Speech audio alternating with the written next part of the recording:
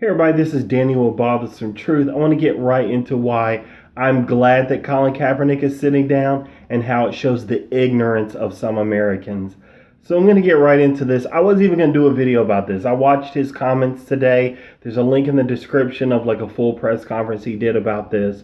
And he's talking about his justifications and his reasons for not standing up during the pledge. And I wasn't really convinced I was going to do another video about it, because I didn't know if it was really newsworthy to keep talking about it, how we could move the story forward. But as always, people gave me motivation. So let's jump into this. I had somebody on Facebook tell me that I've lost my mind talking about this and talking about racial issues. They told me I lost my mind because I posted a link by The Intercept where they broke down the anthem and said, hey, in the third verse, it talks about killing slaves. It's understandable that an African American may say, I don't want to stand for that. I'm crazy for posting that. When I post videos of people like Philando Castile getting shot because he's reaching for his ID, and he said he had a concealed carry permit, he said he had a gun, he had no record, and they killed him, I'm crazy for posting that. I'm crazy for talking about Eric Garner being choked to death by an illegal chokehold in the state of New York, as he said, I can't breathe. I'm crazy because I decided to post about Tamir Rice being shot within 3 seconds of police arriving and them doing no investigative work. I'm crazy for that. I'm crazy because I post about how the Department of Justice did a report for Baltimore showing that police consistently violated their rights. That police commander said, I want you to lock up all the hoodies, where police constantly showed prejudice to people, arresting someone for loitering in front of their own house, arresting someone and using a taser on them and saying their mouth was a weapon. But I'm crazy for talking about that. Colin Kaepernick is crazy because he decides that with all the oppression going on with black people in this country, that he's tired of standing for that flag, which is supposed to represent a land of the free and the home of the brave. But it's not crazy to ignore what he's protesting. It's okay to decide that you want to call people crazy because they want their own liberation and their freedom. Far be it from us to decide that we want to be treated like equal human beings, that we want due process of law, that we want police people who are trained in de-escalation tactics, that we want more of an emphasis on community policing and viable job opportunities and viable education in our communities and our neighborhoods. Far be it from us to ask for that. No, we're crazy because we decide that we want equal citizenship in this country and because we haven't received it. And the people who are always talking about their Second Amendment rights sure are angry right now when this man decided to use his First Amendment rights to disagree with what the right-wing PC crowd has decided is what's politically correct. I find it interesting that the people who decide that they want to criticize people on the authoritarian left for being politically correct social justice warriors, when a man decides that he doesn't want to stand up for the flag, they sound really PC social justice warriors, don't they?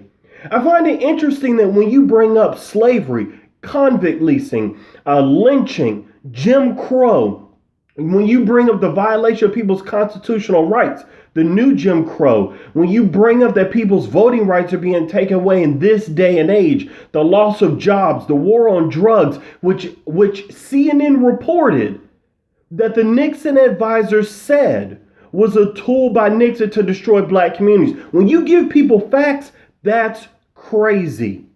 They ignore you. See, that's part of what bothers me. And that's why I speak up. Because no matter how many facts you give people, no matter how much logic you bring to the table, they tune it out and they go, la, la, la, la, la, I'm not listening.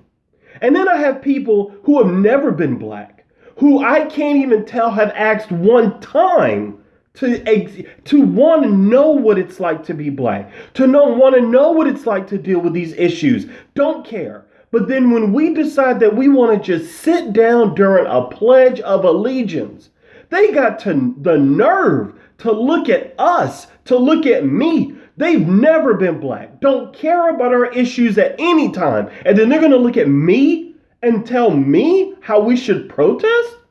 They're going to tell us how we should deal with these issues? No, you know what would be nice? If we had support when we say, hey, stop shooting us in the streets. It sure would be nice if we can get you to march with us. It sure would be nice if you work with us on legislation. But no, because it's more comfortable to criticize than it is to collaborate. It is much more fun to look at people and say, no, you shouldn't talk about this. These are the same people in one breath, as my good friend said. They'll tell you, remember the Alamo, remember Pearl Harbor. But when you say, hey, remember slavery, no, that's in the past. It doesn't affect today. Hey, let's remember Jim Crow. Let's remember Emmett Till. Let's remember Dr. King. Let's remember Malcolm X. Let's remember the people who have fought for us and who died at the hands of other people trying to get liberation for black people, minority, migrants, gay, all different groups that have not had their rights. You bring it up and say something and people look at you and say, oh, now you're talking too much. Now you're playing the victim card. Now you're playing the race card. And then, let me get into this one too.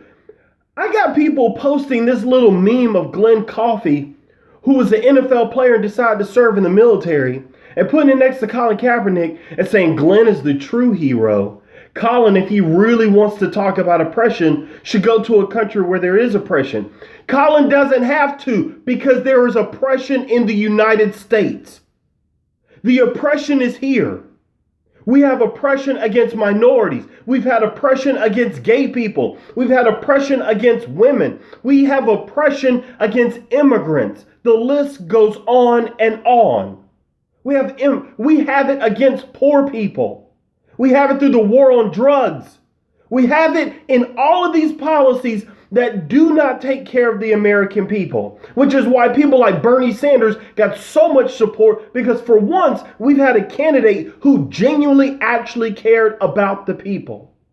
Yes, I'm yelling, and no, I don't care, because people are fighting every single day to make life better for others. And here you have an NFL player who for 2 or 3 games sat down during the pledge and never said a word about it. He gets asked one time why he's sitting down. He explains it, and now y'all want to make a martyr of him because he's not dealing with the things you like. All the while, they refuse to address the real reasons why he's sitting down in the first place. Nobody wants to talk about police brutality. Nobody wants to talk about this systemic injustice that we're dealing with. Baltimore, the DOJ comes out with a report about this, and not one person wants to actually wrestle with it. You would rather talk about Donald Trump and what stupid thing he said this week. You would rather support these idiots who run for office.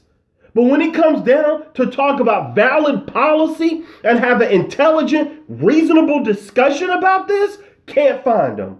Nowhere to be found. And I'm crazy? No. I'm not the crazy one. Let me tell you what I want. I want people to be treated fairly no matter whatever label, quote unquote, we give them in our country. I want people to be treated as equal, valuable humans because human lives matter. And I stand with Black Lives Matter because black people are just one group that's not treated that way. And because I can relate to that group better than I can any other group. Because I know what it's like to be afraid of the police when you've done nothing wrong. I know what it's like to walk to my closet at night and say, no, I can't wear a hoodie because they might shoot me and then plant something on me like they did Walter Scott. I'm tired of people who don't care and then look at you for being and call you crazy because you care about people. I care about our military. Do we care enough about our military to make sure that they get proper health care and proper mental care when they get home? No, they don't. We care enough to send them off into wars that we probably shouldn't be in the first place. And if it's Iraq, then we definitely shouldn't be in. You care enough to send them off, but you don't care about them when they get here. And yes, Colin was right about veterans being killed just because they have a bipolar episode like Anthony Hill here in Atlanta. So I just can't believe the audacity of some of these people to look you in the face when you know you're standing for justice, when you just want people to be treated equally, and they look at you like you are upside down in Alice in Wonderland.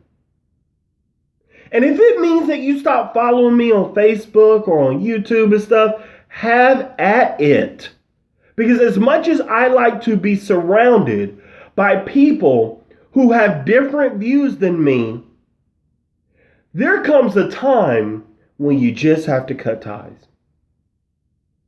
I just find it unbelievable that because Colin Kaepernick decides to sit down for a pledge, he's crazy. But you have people on the right who will go and fill their houses with guns, and nobody will call them crazy. Or if you do, then they play the victim. My goodness. What a time to be in, that when you care about people, when you want people to do well, when you see injustices that are clearly upheld by the data, you're the crazy one. You're the crazy one for wanting to fight for justice. My goodness. My goodness, how did we get here? But it will not dismay me. I'm not going to stop talking about these issues, but I decided in this video that I just wanted to get this off my chest, because I'm sure some of you are dealing with this too. Whatever valid issue you're fighting for, whatever can be defended by logic, reason, and evidence, and people are calling you crazy. All right, well, fine. If you want to say that, you can say whatever you want.